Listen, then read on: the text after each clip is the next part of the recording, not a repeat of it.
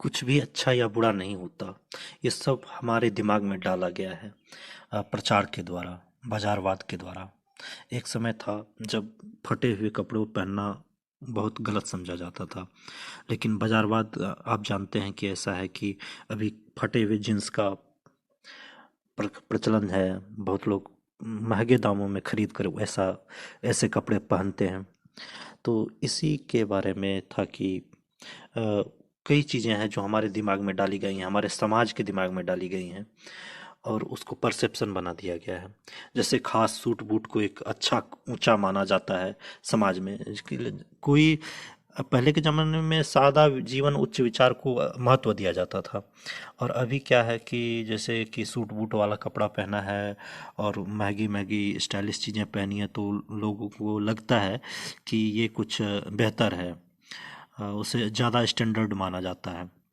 कई मॉलों में भी देखा जाता है कि एक खास तरह के कपड़े पहनकर आप नहीं जा सकते।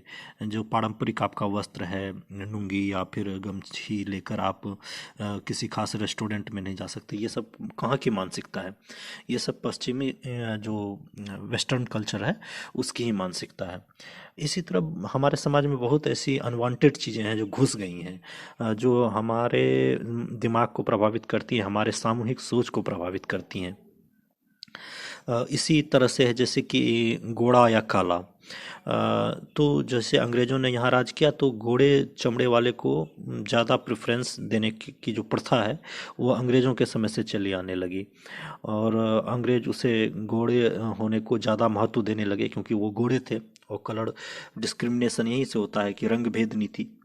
हालांकि ऐसा नहीं कि काले लोग सुंदर नहीं होते, वो उससे ज़्यादा सुंदर होते हैं।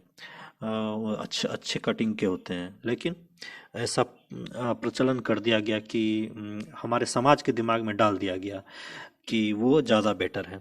जैसे अभी कुछ लोग फटे हुए जीन्स को ज़्यादा बेटर मानते हैं स्टाइल के तौर पर।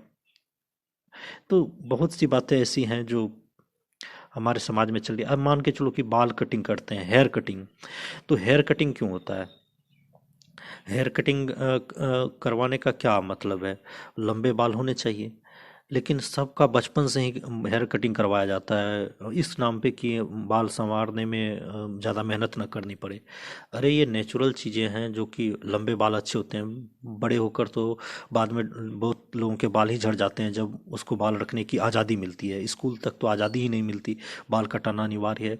तो ऐसी बहुत सारी परंपराएं हैं जो हमारे समाज में चल रही हैं और जिसके बारे में हम अनायास ही नहीं जानते।